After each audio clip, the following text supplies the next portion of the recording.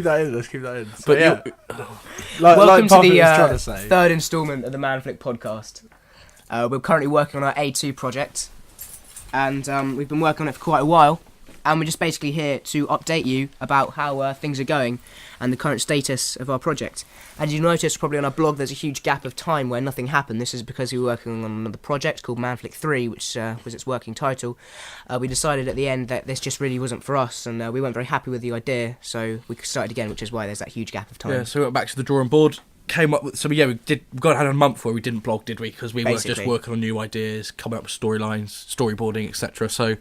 we finally got to the stage where we're ready to go, started doing our blogs again, and everything's looking up again.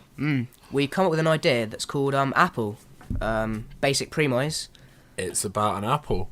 And the idea is more than just an apple. It's an apple that saves a man's life through a series of random events and the consequences of other people's actions towards the apple.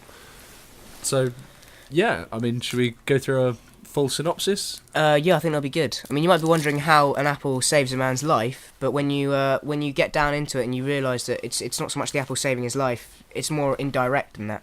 It starts off very simply. A woman goes into a shop and buys an apple. She then heads into town, where these two kids run into her, and they manage to knock into her, and the apple comes flying out of her bag and off a bridge. And at the bottom of the bridge, there's a cyclist who's walking underneath it on her telephone, and she doesn't realise that the apple drops into her basket. So she carries on cycling, gets all the way to the top of Windsor High Street, where she throws the apple away, having eventually noticed it, and leaves it on a bench. From the bench, it's picked up by a young girl, like the following day. So it's next day, she gets picked up by a little girl.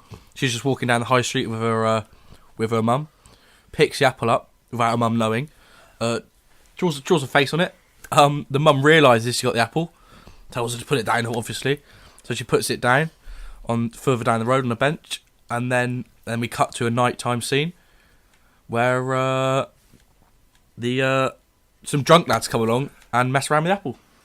After that, the next day, the apple's stale on the bench, and a jogger comes along, picks up the apple, looks at it because it's quite interesting, and carries on jogging. Eventually gets bored of it, throws it down some stairs, where it rolls down the bottom of the stairs, and we see a dog walker.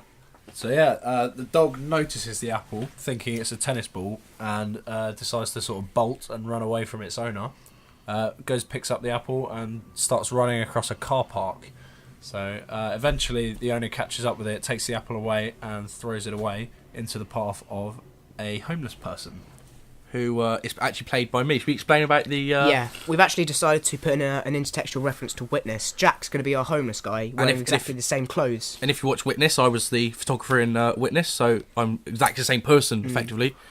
And the apple roll, I'm drunk, with a bottle of Jack Daniels in the middle of Windsor, notice the apple, pick the apple up, and decide to take it on a journey, just like everyone else. And it ends up down by...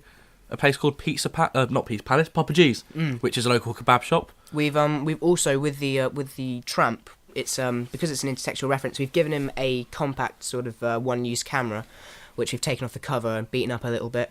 So he still retains the look of the photographer. And whether it's just merely a coincidence, or maybe after the events of Witness, the photographer went on a crazy limb and everything went down. It's sort of up to you to decide. It could just be a coincidence. Who knows? But anyway, after that. We have a fruit salesman who walks out of Papa G's, because everybody knows that kebabs are at least 3 of your 5 a day. Oh, of course. Of course. Get a bit of salad in there. Exactly. You're sorted. Exactly. So yeah, I'm the fruit salesman. I come walking out of Papa G's, and I notice the apple on the floor. And obviously I think, oh, that must be one of mine. I've clearly dropped it from my delivery. So I pick it up, walk round to my van, and go to put the delivery in the back of the van, and decide to just sort of put the apple that I found in the next delivery, seeing as I've cleaned it up a bit on my elbow. So we jump in a van, undecided who we're going to use. We need to find someone in the van. Yeah, we're toying with a couple of ideas. My neighbour is actually the caretaker of our school, so he I haven't asked him yet, but he might be willing to help use one of the pickup trucks of the school and help us out. Also, I think Sam's dad might be a contender. Errol is actually He's a the last builder. option.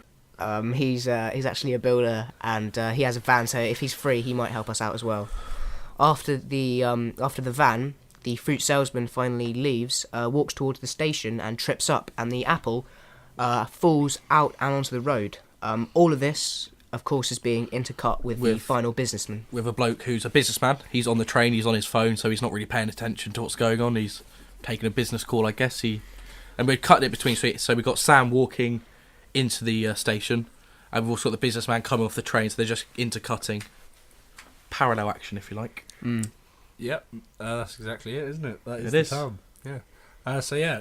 Nick comes out of the. Oh yeah, it's Nick. It's my dad who's going to play it. Yeah. Parfit's dad. Yeah, he comes out of the station, and just as he's starting to cross the road, he accidentally steps on the apple, crushing it. But the apple can sort of hold some salvation, because he's in fact saved the man's life. Because if he hadn't have stood on the apple, he'd have walked straight out into the road, where a car comes whizzing past.